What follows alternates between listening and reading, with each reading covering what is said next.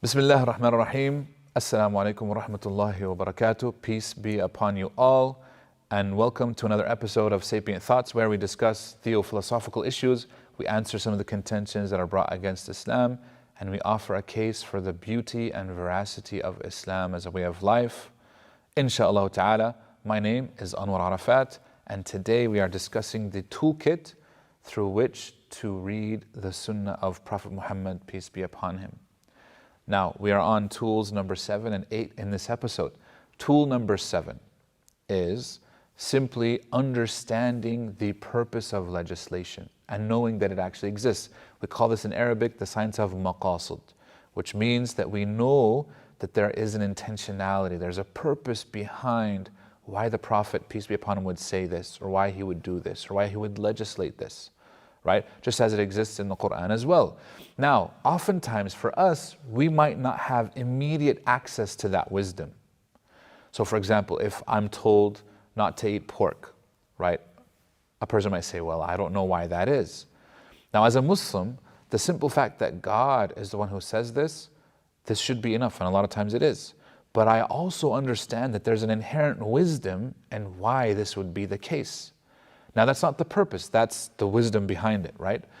And so if I can look into these wisdoms, this will actually help build the case for me to trust that whatever the Prophet, peace be upon him, is telling me to do or telling me to stay away from, I know that there's an inherent purpose behind it, there's a wisdom, even if I don't know it in the moment. Now, a lot of times we conflate the wisdom with the purpose. We conflate the wisdom with why we don't, for example, do it. We don't do it because the Prophet said don't do it, or God in the Quran said don't do it.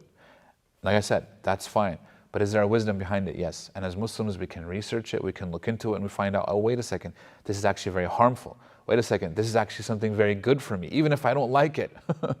And knowing that there is a wisdom, an inherent wisdom in all of this, will help bolster that propensity for the Muslim to ultimately submit to what God tells them to do and to what his Prophet, peace be upon him, tells us to do and recommends for us as well, insha'Allah ta'ala. We have to realize that it's coming from a place of love, not from a place of burden. It's coming from a place of, this is actually good for us and it's healthy for us.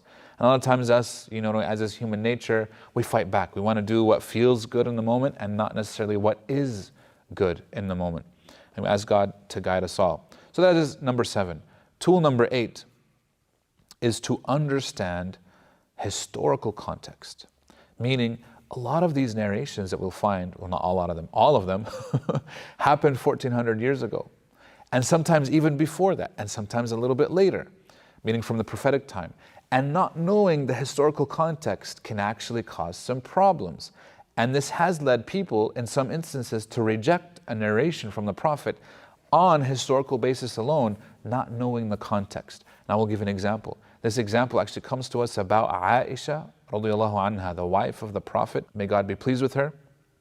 She says that she heard someone, one of the other companions, say that they heard from the Prophet. So look, there's a chain of narration going on. So one of the other companions said that he heard the Prophet, peace be upon him, say that يُعَذَّبُ الْمَيِّتْ بِبُكَاءِ أَهْلِهِ عَلَيْهِ, that the deceased is tormented by the weeping of his relatives upon him after he dies.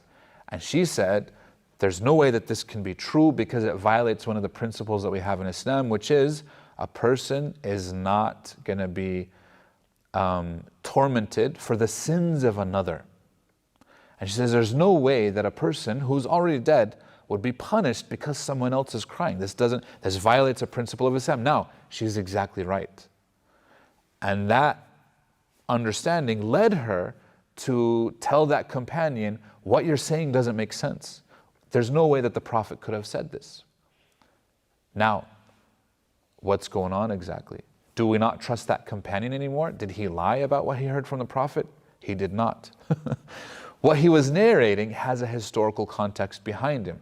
What's the historical context? The historical context is that people in the pre-Islamic days of what we call Ayyam al-Jahiliyyah, we call it pre-Islamic ignorance or barbarism, whatever you want to use, they used to go and pay people to cry on their grave or at their funeral after they died. In his will, he would set aside money. He would be like, this money is to be paid for the wailers. Now, wailer here means W-A-I-L-E-R, right? To wail, to cry, and to like hit themselves and to, shred their clothes, and they would be going overboard. These were professional actors that would be paid to cry. Why? In order for the family to be motivated to cry as well and to embrace their emotions, to get all the feelings out there. If you think about it, sometimes it can be therapeutic to just cry and get the sadness over with. And so these people would hire professional criers, people to cry, on them when they died. And the Prophet ﷺ did not like this practice, obviously for obvious reasons, because it's not sincere. We don't want to create a whole industry around mourning. And so he prohibited this practice, and that's what he was referring to.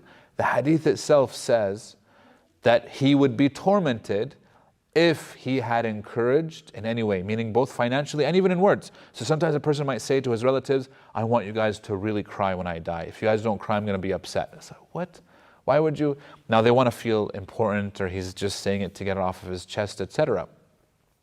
So if he did that, that's when he is punished. But if he didn't, then there was obviously no punishment. So there's a historical context that was lost on Aisha. Why? Aisha radiallahu anha never actually lived in a time when there was no Islam. She never actually saw some of those pre-Islamic practices, which means that she would only know about the practices that people had told her. Like I said, this knowledge of historical context is important for us because sometimes we'll read things and we don't understand the context, and it might lead us to initially reject a completely fine and actually beneficial narration from the Prophet simply because we didn't know the history behind it.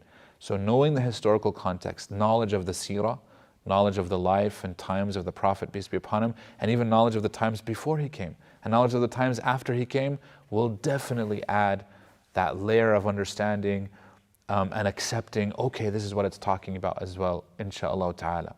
So with that, we will end here, and we have the last two tools in the upcoming episode. We'll see you all then, inshaAllah ta'ala. Wassalamu alaikum wa rahmatullahi wa barakatuh.